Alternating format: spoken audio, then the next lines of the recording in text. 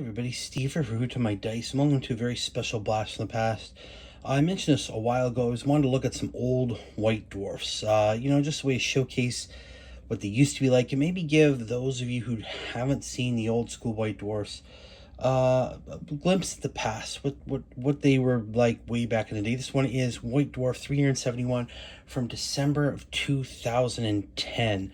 At this point, the White Dwarf had changed a lot from what it used to be. Chapter Proved was gone. All that really cool stuff. It was more about selling what was current, what was now, much like they do now. It was became much more of a catalog, as it always had been than it had been before. Still a lot of fun though. So let's dive into this particular.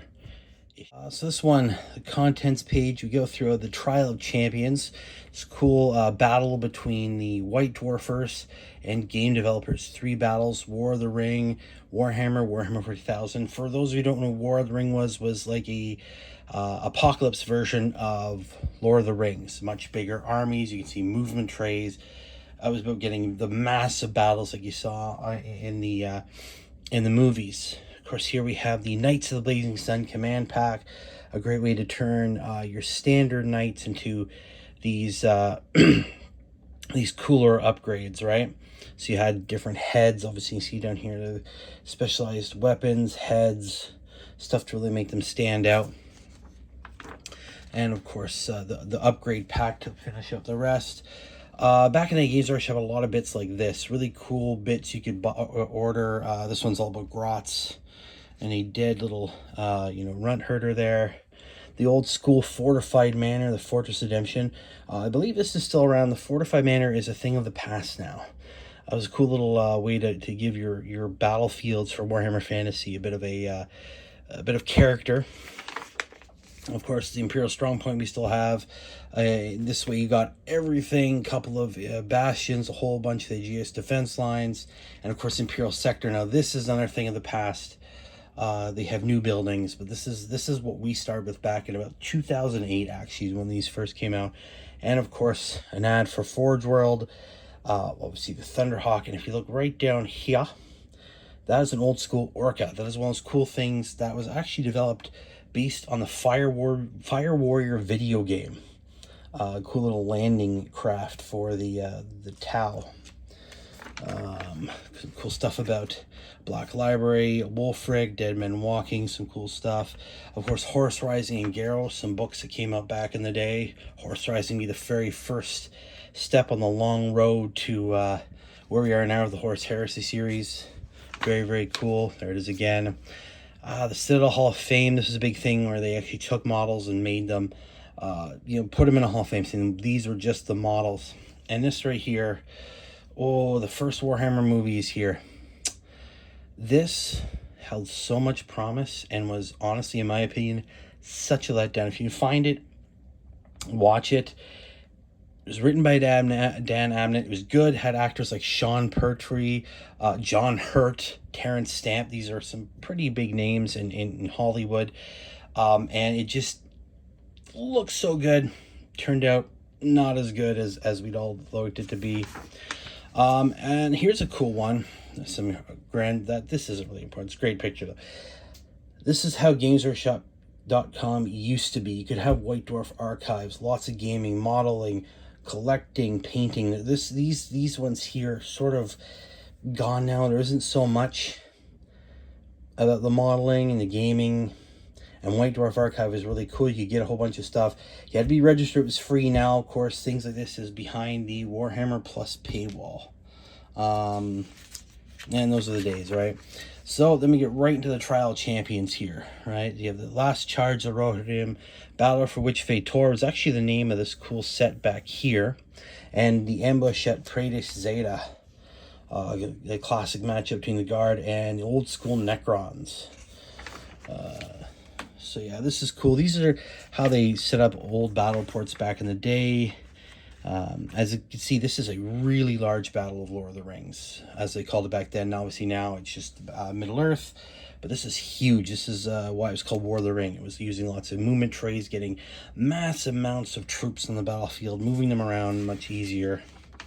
Of course, we have the host of the king here, and you've got Theoden, the Kingsguard, Eowyn and Eomer in there, and they also have the dwarves in here. Some of these were characters like Flowy Stonehand, which is a character. Of course, lots of dwarves.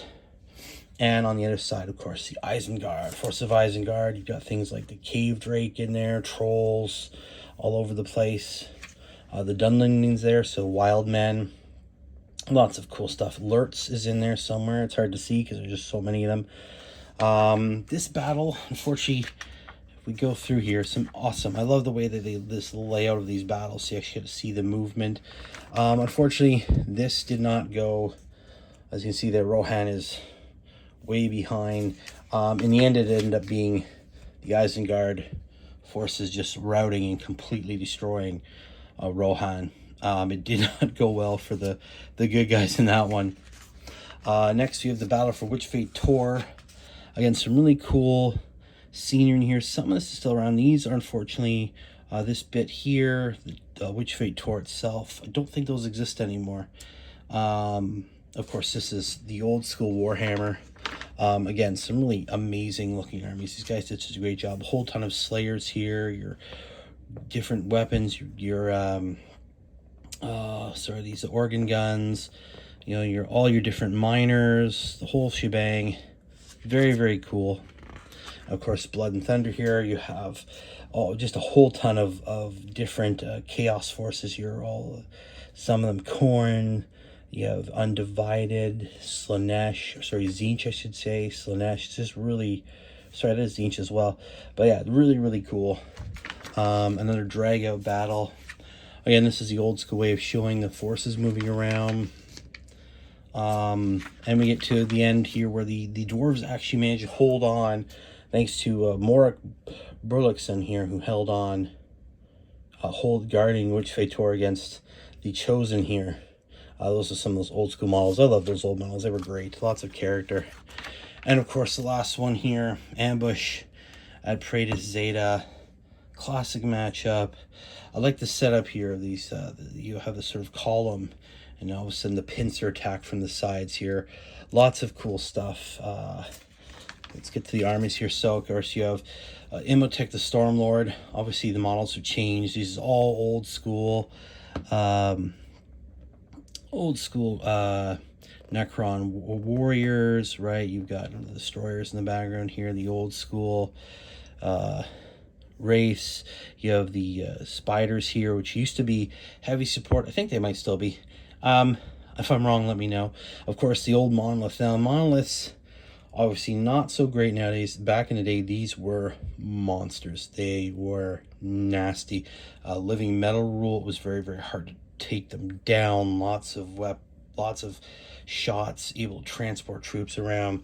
And of course, on the other side, the valiant and stalwart Imperial Guard. Lots of troops, the tanks to back them up, transports. You've got Von Black here, the Commissar Lord, ready to go. You get his command squads. Yeah, another little commissar there. Lots of firepower. This one goes predictably. Unfortunately, much like a lot of things, the Guard put up a valiant fight. You see their kill points, 9-9, tie it up. Of course, the monolith being absolutely devastating in this battle. They fight on valiant, but at the end, the Necrons pull off a rather solid victory there. Lots of damage. There is a moment there where the Guard army almost makes the Necrons phase out. If you know what that is, if you killed a certain amount of Necrons back in the day, even if they were winning, you could actually make them phase out. If you killed enough of them, they would actually phase out, completely leave the battlefield. It was just a lot of fun. So, of course, in the end, the White Dwarf team wins. And, sorry, just fixing something here.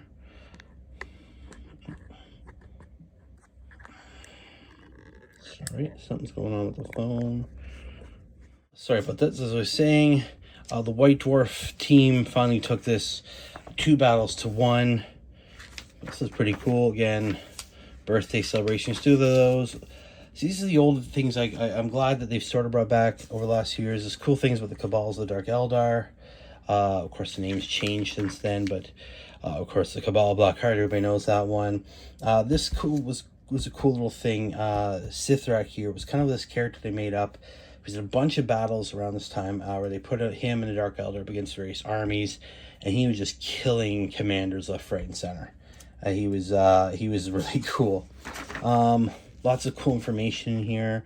This is right around the same time they finally got a redo, which they desperately needed. This is when the new aesthetic came in, the new models, lots of cool stuff in here. I reread this for ideas for my Dark Eldar. It's just really cool to see these armies. A Spearhead, now this is cool. Spearhead was sort of another way to play Warhammer 40,000, where you were it was basically the big tank battles, right? So you had things that shows you right here, force organization form. You had 0 to 2 HQ, 0 to 3 elite, 0 to 6 troops, 0 to 3 fast tech, 0 to 3 heavy support. Basically, you could go for as much as you want, little as you want. It was really, really cool. Lots of cool rules about ramming, getting monsters in there. They even changed up the way the battlefield was. A lot of times it was long side against long side. This was short side, so it sort of came in this way instead of like this.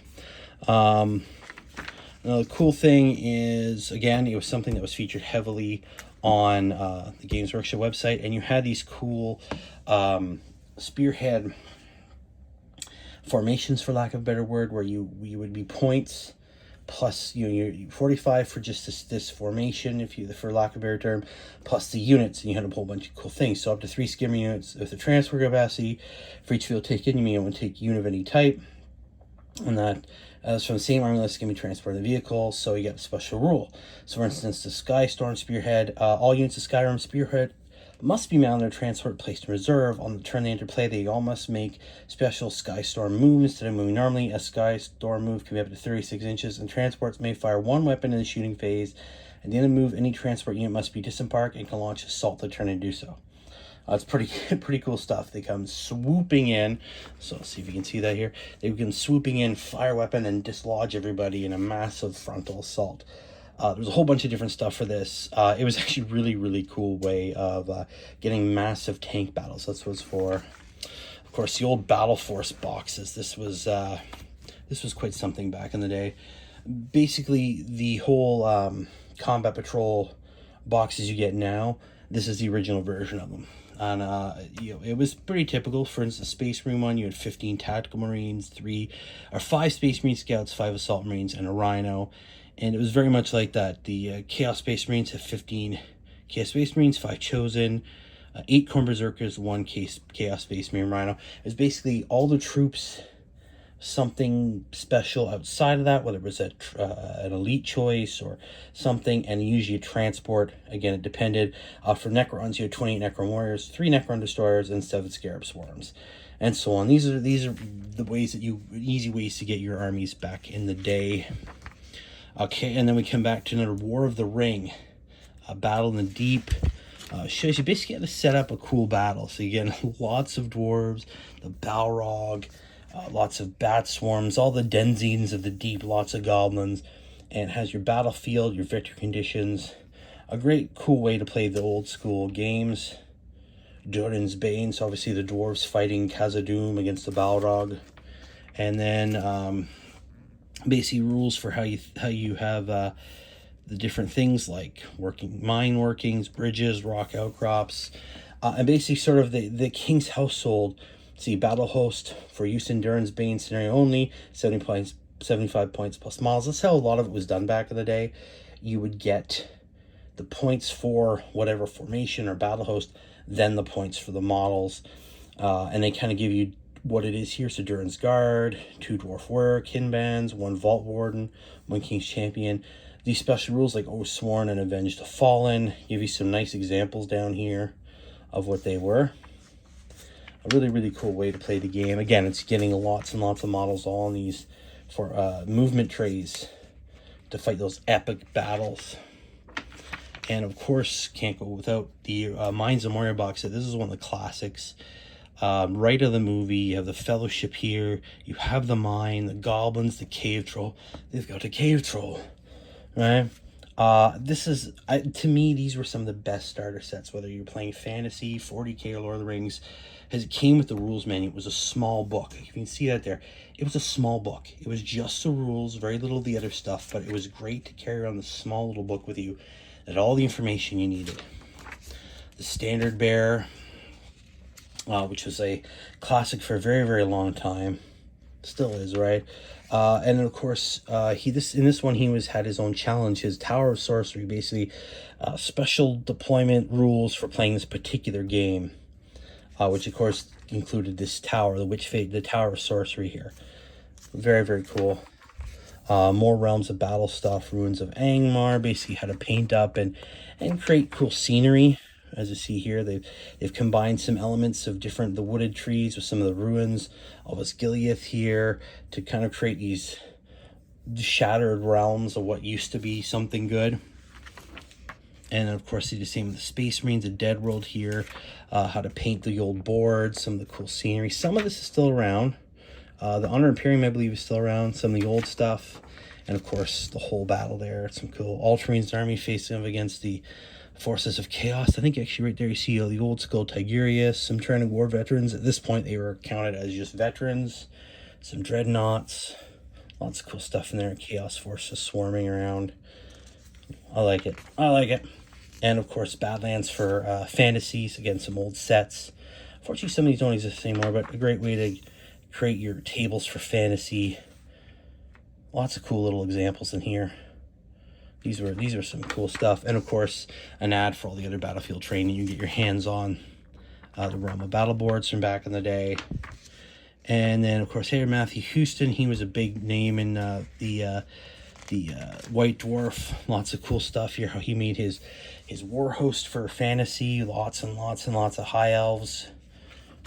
And it goes through his Silver Helm, Spearmen, Bolt Throwers, Archers, Tyrannok Chariot. Man, some of these are actually, if you recognize some of these models, you may. Some of them I used bits and pieces for my scratch, but Oathway army, including part of the Chariot for my Farseer that I have not finished painting yet, the Skyrunner. Of course, lots of other cool stuff here. High Elves back in the days were something cool. The High Elf Prince, I mean, that was a wicked model. Adam Troke, this one was really cool. He was another big name. I think he still is. I'm not actually sure. I haven't picked up a White Dwarf in a while. But this was about actually being in competitive games and having fun doing it without becoming a problem gamer, which I think is something some people still like. Things like remember what you love, don't be smarty pants, don't be rules monkey, share the victory. Basically, the things to do in order to have a fun competitive game without being a jerk. Of course, the Citadel Hall of Fame, we saw at the beginning. Some of the models they inducted back in the day, the Green Knight, Warhammer Giant, Bilbo Baggins.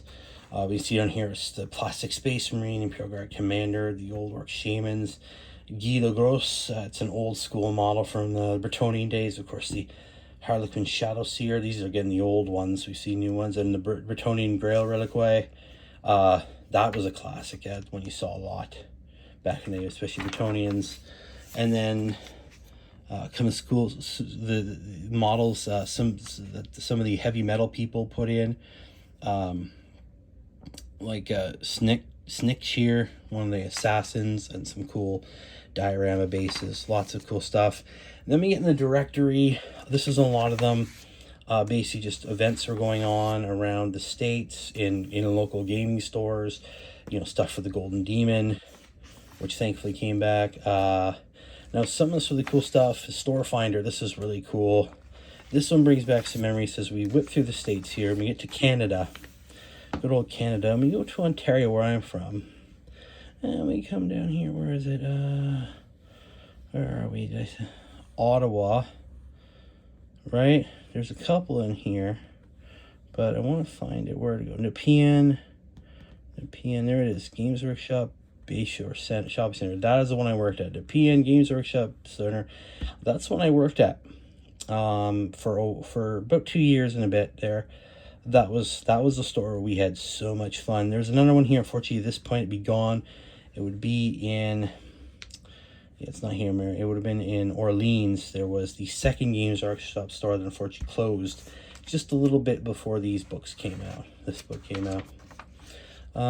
This is also cool stuff. Showed you what you could do. Some cool little stuff they want to show you about.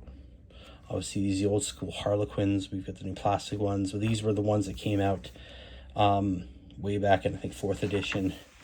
And, of course, hey, look at that. The old school White Dwarf in space. White Dwarf in space. Right? Looks much like a squat as we see them today. And what was coming next month. The Under Empires. Right? You see the Skaven and the dwarves fighting off.